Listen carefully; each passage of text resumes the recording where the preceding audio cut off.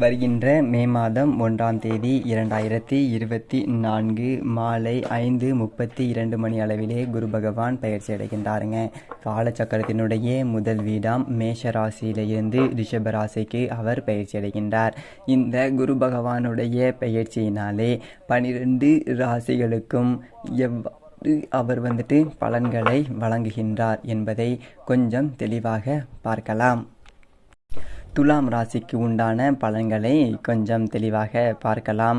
துலாம் ராசிக்கு இந்த குரு பெயர்ச்சி 2024 என்ன மாதிரியான பலன்களை வழங்குகின்றது அப்படிங்கிறத கொஞ்சம் பார்க்கலாங்க.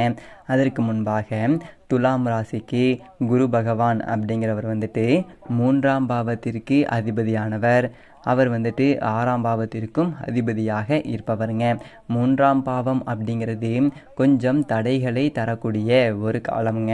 அதே மாதிரி சகோதர சகோதரிகளுக்கு குறிக்கக்கூடிய ஒரு அமைப்பு, ஒரு மாற்றத்தை தரக்கூடிய ஒரு அமைப்பு, மனோதைரியத்தை தரக்கூடிய ஒரு அமைப்பு 3ஆம் பாவம். இதுக்கெல்லாம் அதிபதி யாரு அப்படின்னா துலாம் ராசிக்கு குரு பகவான். அதே மாதிரி குரு பகவான் 3ஆம் பாவத்திற்கும் அதிபதி, 6ஆம் பாவத்திற்கும் அதிபதிங்க. 6ஆம் பாவம் அப்படிங்கிறது கடன், மன சோர்வு நிலை, கொஞ்சம் மாற்றம் ஏற்படுவது, அதே மாதிரி கொஞ்சம் கடினமான வேலைகள், உடல் உபாதைகள், இவைகள் எல்லாமே தரக்கூடியது 6ஆம் பாவம். இதற்கெல்லாம் இந்த துலாம் ராசிக்கு காரணகர்த்தாவாக இருப்பவர் யார் அப்படின்னு சொல்லிட்டு பார்த்தீங்க அப்படின்னா இந்த குரு பகவானுங்க. அதனால் எல்லா ராசிக்காரர்களுக்குமே எல்லா கிரகமுமே முக்கியம். இருந்தாலுமே இந்த துலாம் ராசிக்காரர்களுக்கு குரு பகவான் மிக மிக மிக அவசியமான ஒரு தவிர்க்க முடியாத ஒரு பலன்களை தரக்கூடிய ஒரு கிரகம் அப்படின்னு சொல்லிட்டு இந்த துலாம் ராசிக்காரவங்களுக்கு முக்கியங்க குரு பகவான். அதன் மூலம் புரிஞ்சுக்கோங்க. இதனுடைய அமைப்பு துலாம் ராசிக்காரர்களுக்கு எப்படியான பலன்களை, அதாவது பொது பலன் அப்படின்னு சொல்லிட்டு பார்த்தோம் அப்படின்னா அவங்களுடைய குணாதிசயம், வாழ்க்கையில் எப்போதுமான ஒரு குணாதிசயம் அப்படின்னு சொல்லிட்டு பார்த்தோம் அப்படின்னா ஒரு வளர்ச்சியை நோக்கிய ஒரு சிந்தனை அப்படிங்கிறது எப்போதுமே இவங்க கிட்ட இருக்கும்.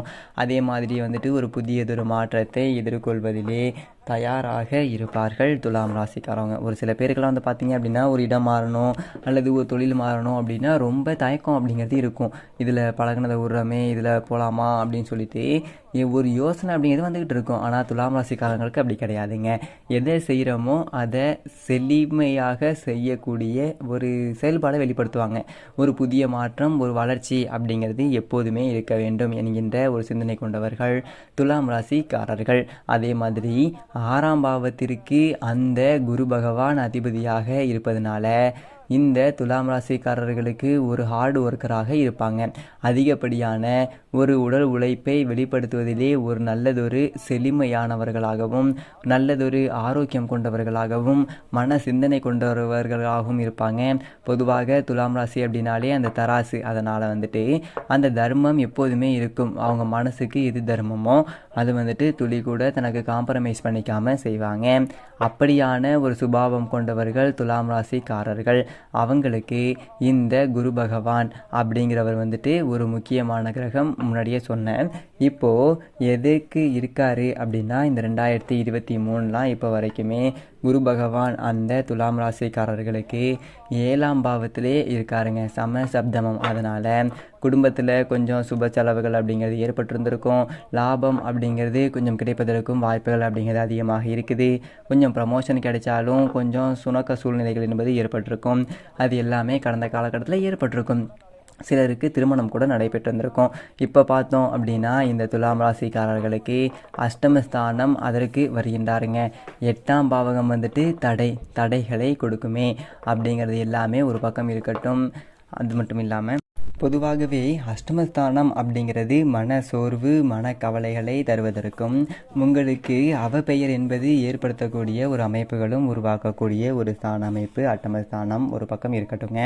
இன்னொரு முக்கியமான ஒரு விஷயம், எந்ததொரு கிரகத்தினுடைய பலன்கள், அதாவது இந்த குரு பெயர்ச்சி பலன், இதுக்கு கோச்சார பலன் அப்படி சொல்லிட்டு போயிருங்க. இப்படியாக இந்ததொரு கோச்சார பலன்களை நாம் பார்க்கும்போது அந்த கிரகம் இப்போது குரு பகவான் அப்படின்னா 12 இருக்காரு, 11 இருக்காரு, 8 இருக்காரு அப்படின்னா நம்ம பலன் சொன்னோம் அப்படின்னா அது சரியான ஒரு வகையில் உங்களுக்கு பொருந்தாதுங்க. நல்லா புரிஞ்சுக்கோங்க. எந்ததொரு பாவத்திற்கு அதிபதி அவர், எந்ததொரு பாவத்திற்கு உடையவர், இப்போ எங்கே போகிறதுனால என்னதொரு பலன் கிடைக்கும் அப்படி சொல்லிட்டு பார்த்தாதான் அது இப்போ உங்களுக்கு நல்லதொரு பலன், நிறையதொரு விஷயங்களில் நல்ல சதவீதத்திலேயே நல்லதொரு பலனை உங்களுக்கு கொடுக்கும். அந்த வகையிலே துலாம் ராசிக்கு 3ஆம் அதிபதியாக இருக்கக்கூடிய குரு பகவான் அட்டமஸ்தானத்தில் செல்வதினாலே திருமணம் ஆகி பிரிந்திருக்கக்கூடிய கணவன் மனைவிகள் ஒன்று சேர்வார்கள். இதுதான் முதல் விஷயம். அதே மாதிரி 3-8 அப்படிங்கிற அமைப்பு ஏற்கனவே, அதாவது ஒரு கல்யாணமாகி விலகிட்டாங்க, இன்னொரு கல்யாணத்தை எதிர்நோக்கி இருக்காங்க, மறுமணம் எப்போது நடைபெறும் என்று ஏக்கத்தில் இருப்பவர்களுக்கு மறுமணம் என்பது கைகூடும். அதுவும் 3-8 அப்படிங்கிற ஒரு அமைப்புங்க. அதே மாதிரி இந்த புதியதொரு மாற்றங்கள் அப்படிங்கிறது ஏற்படுவதிலே தடைகள் என்பது ஏற்பட்டுருக்கு. எப்போ ஒரு புதிய மாற்றம் அப்படிங்கிறது எனக்கு கிடைக்கும், ஒரு மாற்றமே இல்லையே, ஒரு வாழ்க்கையில் ஒரு முன்னேற்றமே இல்லையே, சில வருடங்களாகவே எனக்கு தடையாகவே இருக்குது இயங்குபவர்களுக்கு கூட இந்ததொரு சமயத்திலே நல்லதொரு மாற்றங்கள் அப்படிங்கிறது ஏற்படுகின்றது. புதியதொரு வகையான தொழில் வளர்ச்சிகள் என்பது ஏற்படுகின்றது. சகோதர சகோதரிகளிடம் ஏதாவது மனஸ்தாபங்கள் என்பது இருந்தால் அவைகள் நிவர்த்தி அடைந்து பரிபூரணமான ஒரு விட்டு கொடுத்ததின் பலனாக நல்லபடியான தொழில் வளர்ச்சிகள் என்பது அமையுங்க. அதே மாதிரி தான் வேலையாட்கள் மூலமாகவும் பல நன்மைகள் என்பது உங்களுக்கு ஏற்படுகின்றது. அதே மாதிரி குரு பகவான் துலாம் ராசிக்கு 6ஆம் அதிபதிங்க. 6ஆம் அதிபதி 8லே போவது என்பது யோகம். அது என்ன யோகம் அப்படின்னா, கெட்டவன் கெட்டிடில் கிட்டிடும் ராஜயோகம் என்பார்கள். இதற்கு விபரீத ராஜயோகம் என்று பெயருங்க. அப்படியான விபரீத ராஜயோகம் துலாம் ராசிக்காரர்களுக்கு இந்த அட்டமஸ்தானத்திலே குரு பகவான் 6ஆம் அதிபதி அட்டமாதிபதி அட்டமஸ்தானத்தில் செல்வதனாலே கிடைக்கின்றதுங்க. இந்த விபரீத ராஜயோகம் அப்படிங்கிறது துலாம் ராசிக்கு அற்புதமான பலன்களை தருங்க.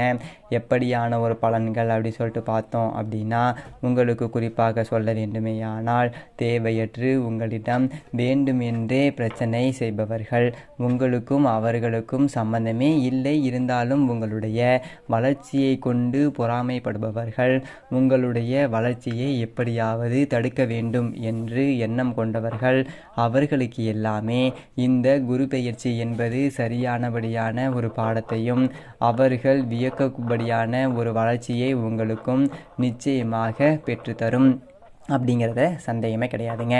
அப்படியாக இந்த 6ஆம் அதிபதி 8ல் போகிறதுனால உங்களுக்கு பல நன்மைகள், எதிரிகள் வியக்கும்படியான ஒரு வளர்ச்சி அப்படிங்கிறது இருக்கும். அதே மாதிரி தொழில் வளர்ச்சிக்காகவோ அல்லது வீட்டிற்காகவோ அல்லது வாகனத்திற்காகவோ ஏதாவது ஒரு கடன் வாங்கியிருக்கீங்க அப்படின்னா அந்த கடன் அப்படிங்கிறது நிவர்த்தியாகுங்க. அதே மாதிரி இந்த 6ஆம் இடம் அப்படிங்கிறது குறிப்பாக வாடகை சுமை. இந்த வாடகை சுமை அப்படிங்கிறது வெகுவாக குறையும். சிலருக்கு சொந்த இடத்துல கிரக பிரவேசம் செய்வதற்கான ஒரு வாய்ப்புகளையும் உருவாக்கும். இப்படியாக இந்த குரு பகவான் பல நன்மைகளை துலாம் ராசிக்காரர்களுக்கு வழங்குகின்றார் இந்த குரு பயிற்சியினாலே. அதே மாதிரி குரு பகவான் இந்த 8ல் இருக்காரு, 12ல் இருக்காரு, ஜென்மத்தில் இருக்காரு, 4ல் இருக்காரு, இதனால் பிரச்சனை, இதெல்லாம் ஒரு பக்கம் இருந்தாலுமே குரு பகவான் யாராக இருந்தாலும் சரிங்க, மேசராசி ரிஷபராசி எந்த ராசியாக இருந்தாலும் குரு பகவான் தன் பார்வையினாலே நன்மையையே செய்வார். வேற எதுவுமே மாற மாட்டாருங்க, நன்மையை மட்டும்தாங்க செய்வார் பார்வையினால். அப்படியான அந்த பார்வையினாலே துலாம் ராசிக்காரர்களுக்கு குரு பகவான் பல நன்மைகளை வழங்குகின்றார். அது குறிப்பாக சொல்லணும் அப்படின்னா, குரு பகவானுக்கு 3 விதமான பார்வை. அதில் முதல் பார்வை நேர்பார்வை, சம சப்தம பார்வை, 180 டிகிரி. நம்ம பார்க்குறோம் அப்படின்னா எப்படி பார்க்குறவங்களுக்கும் நமக்கும் 180 டிகிரி இருக்கோ அது மாதிரியான ஒரு நேர்பார்வை கொண்டவர்கள் எல்லா கிரகமும் இருக்குது. அதில் குரு பகவானுக்கும் அந்த நேர்பார்வை இருக்குது. அந்த சப்தம பார்வையினாலே குரு பகவான் துலாம் ராசிக்கு 2ஆம் பாவத்தை பார்க்கின்றார்.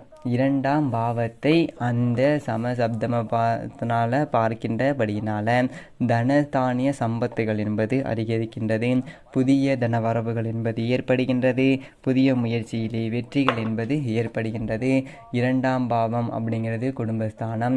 7ஆம் பார்வையாக பார்க்கின்றதுனால குடும்பத்திலே நல்லதொரு நன்மைகள், சுப நிகழ்ச்சிகள் அதிகமாக நடைபெறும். 2ஆம் பாவம் அப்படிங்கிறது செல்வாக்கு. உங்களுக்கு பேச்சிற்கு நல்லதொரு மரியாதை, என் பேச்சை யாருமே காது கொடுத்து கேட்க மாட்டேங்கிறாங்களே, நானும் காலுன்னு கத்துறனே அப்படின்னு சொல்லிட்டு நினைத்து கொண்டிருந்தீங்க அப்படின்னா உங்களுக்கு நிச்சயமாக இந்த குரு பெயர்ச்சினாலே பேச்சாற்றல் அப்படிங்கிறது வலிமையாகுங்க. உங்கள் பேச்சுக்கு குடும்பத்திலேயாகட்டும், உங்கள் வீட்டுக்கு வெளியிலேயாகட்டும் நல்லதொரு சூழ்நிலைகள் உருவாகும் இந்த குரு பயிற்சியினாலே. மேலும் மிகச்சிறந்த நன்மையெல்லாம் நடக்க உங்கள் வீட்டுக்கு அருகில் உள்ள சிவன் கோவில் ஆலயம் சென்று நவகிரகத்தில் உள்ள குரு பகவானுக்கு விளக்கேற்றி வழிபடுவது மிகச்சிறந்த நன்மை.